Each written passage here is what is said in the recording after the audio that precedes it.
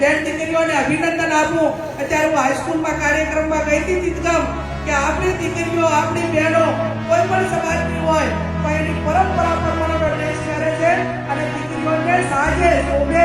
સંસ્કાર આપણા કપડાં પહેરે છે. એ બદલ હું બહેનોને ખૂબ ખૂબ અભિનંદન આપું. હું તો આ બાજુ બોલે દિલ્હીની બાજુ મને એવું લાગે કે સાહેબ કે ભલો મારો બનાસકાંઠા ભલો મારો વાવ બીજું કાંઈ હોય કે ના હોય પણ સંસ્કારનું ભરપૂર છે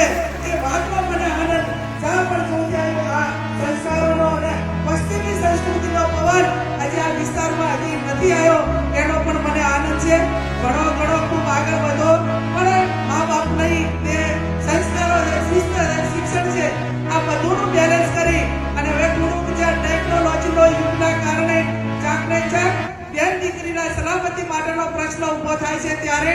પશ્ચિમી સંસ્કૃતિ તો જ્યાં છે અહીંયા તો બરોબર જ છે પણ આપણા વિસ્તારમાં એક ભાઈચારાનું વાતાવરણ અને બેન દીકરીઓની સલામતી માટે આવનાર સમયમાં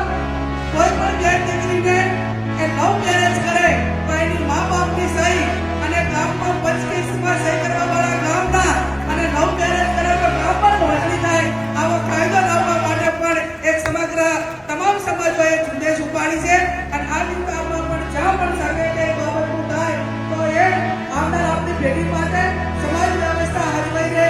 વેરઝેર ઊભા ના થાય, ભાઈચારાની ભાવના ના તૂટે, વરવિખર ના થાય એના માટે કરીને આપણે હજુ તો આ એટલો સમય એવો સીમો બનવાનો રહે કે પહેલા હાડે એટલું કરવાનું હોય તો મા બાપ કરીને આપવા રહેતા તો આપણાને મજબૂર હતું. હવે નવી પેઢીને જોવા માટેની સિસ્ટમ છે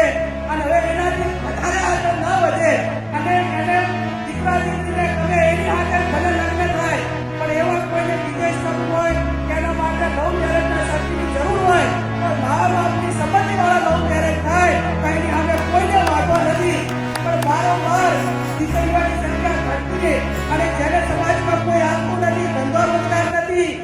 ક્રિમિનલ છે, એના ઉપર અનેક પોલીસ કેસો ચલાય છે